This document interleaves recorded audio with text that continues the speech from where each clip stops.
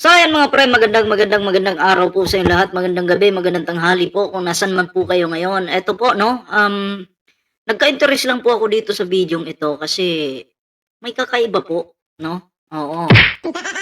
Ah, ano po ba yung kakaiba dito mga pre? Ito po yung, ayon po dito ano, kaguluhan po sa Hague, okey? Nagkagulo daw po sa dahig. Oh, kaguluhan sa Hague. So tangina talaga grabe naman 'tong gulo na 'to. Oo, kaguluhan sa Hague, Team Alputera versus Organic Duterte supporters. Ano 'to? So, ito po i-analyze po natin ito 'no, itong kaguluhan po sa dahig. Nakita ko lang yung video, eh, 'no. Kakaiba 'to mga pre kasi pare-pareho po silang mga Duterte supporter pero kung mapapansin niyo po dito, eh, mga bastos po sila, 'no, hindi po sila nagkakaintindihan. At alam naman po natin na itong si Alputera or tinatawag na Team Alputera, I mean si Alputera di umano, eh, tumutulong sa kanila nag-i-sponsor mga pre, sa mga pagkain diyan sa Hague, 'no?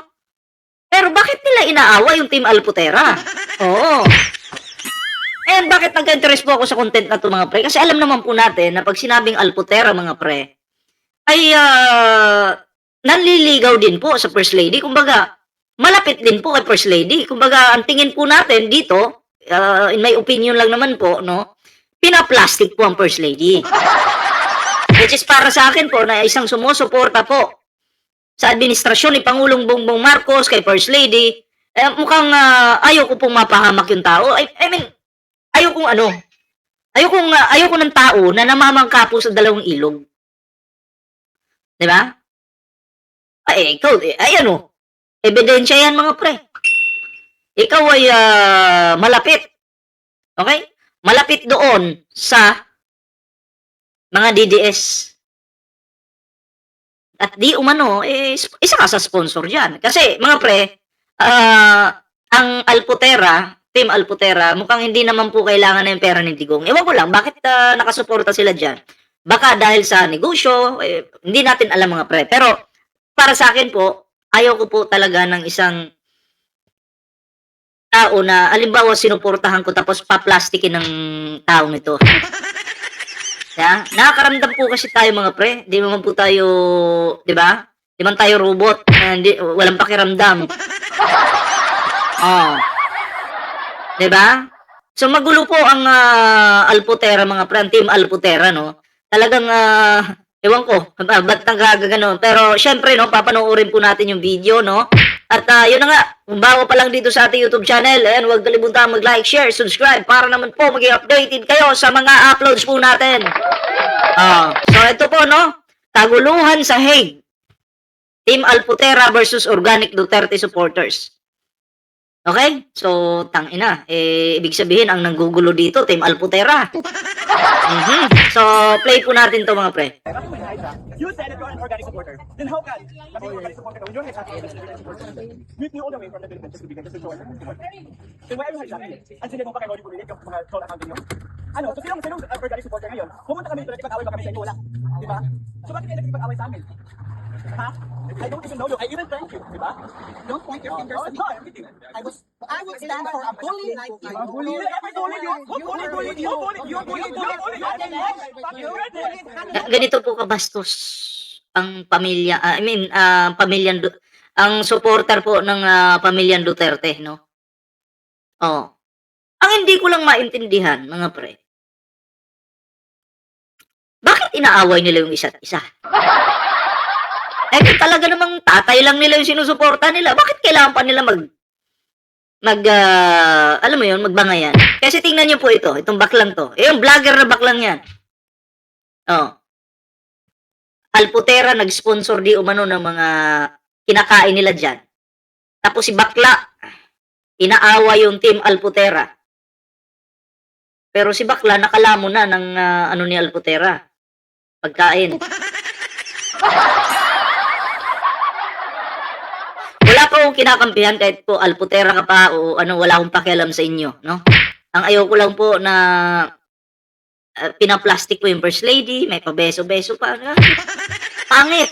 Para sa akin mga pre, hindi po katanggap-tanggap sa mata ni Ballpoint Man na paplastikin po si First Lady. Na magagamit po yung, alam mo yun, kapangyarihan ni PBBM.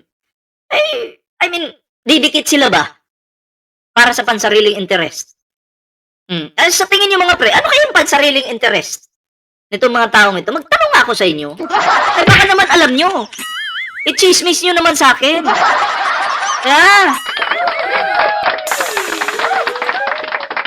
Baka may alam po kayo. Kailangan po natin ng chismis.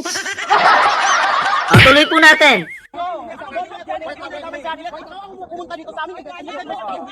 Grabe yun. Ang babastos mga pre. Sa mga nakalaan dyan, see? Ang tatapang na nila online. Tangina, puro may kasi kayo. Ikaw wala mag-may-ari ng lugar ito, iyo to? Sa'yo to? Sa'yo to? Talaga? Yan yung sabi ng hijacker. Ikaw, hijacker ka? Yes, ikaw hijacker. Talaga? Ang pangit lang mga pre na bilang isang Pilipino nagpapakita kayo ng kabastusan sa dahig, no? Nanggugulo kayo doon. Ganun ba talagang mga Duterte supporter? Ganun ba kabastos itong Team Alputera na to, itong team na to? Bakit kayo ganyan? Ganun ba kabastos yung mga organic na mga Duterte supporter? Ha? Wala kayong respeto talaga. Hindi nyo pag-aari yung sinasabing Duterte Street. Wala kayo sa Pilipinas. Huwag nyo namang ipakita yung, alam nyo yun, na ganyan talaga yung mga Pilipino. Madadamay po kaming matitino. Damay kami. Maiya-iya naman kayo. Pukin ang ina ng tong bastos na mga Pilipino na to. Ayan yung baklang yan. Bastos putik na yan.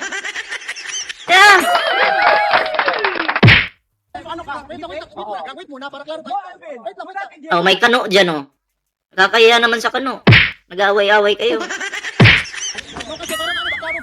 ang nangyari is, nandito kami, hindi ko sila inaway. I don't even know him. That's why I want to ask Okay, I don't even know him. Pumunta siya, dyan siya nakatay. I even thanked him sa bravery niya, naka-interview siya sa Reuters. Correct, that's fine. That's why I want Tapos to bakit ako mo sinabi mo hijack even? We were shocked.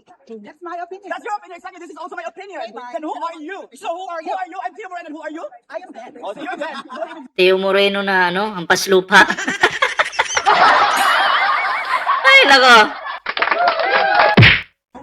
So you are. Oh, well, really? The fact that you are talking about me speaks volumes that you know me. And who are you again? Dead. So, Well, pasensya na po pero napansin ko dito, dalawang grupo to Organic Duterte supporters daw. I-rate ko siya, bastos po.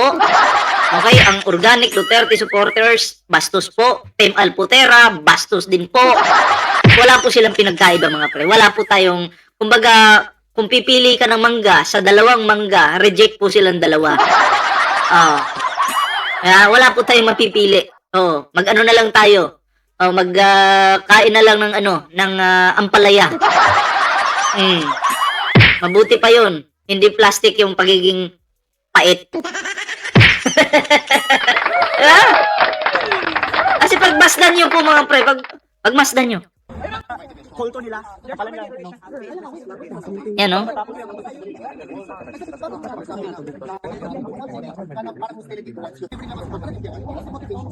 Well, to be honest, Wala to. he posted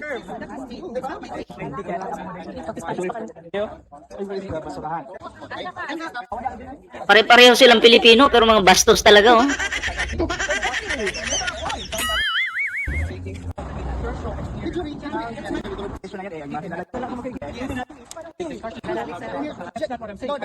Excuse me. oh my God, you guys don't we're here for beer, right? And then the subject, no, the Excuse me.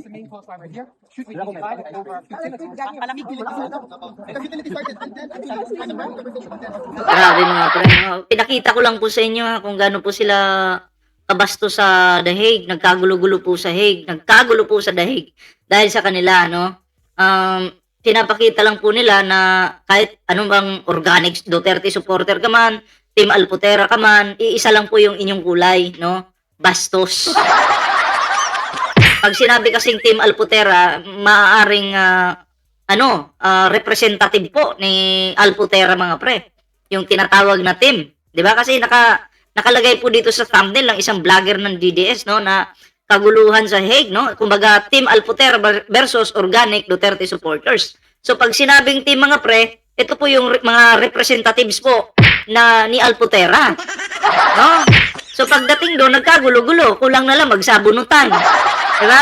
So, tama po ba ito? Maganda po ba itong pakinggan? Para sa akin, hindi po. Pangit po talaga. Kabastusan po ang ganitong style. Okay? Na alam mo yun, papakita mo sa ibang lahi kung mga Pilipino kayo, papakita nyo sa ibang lahi na ganun kayo.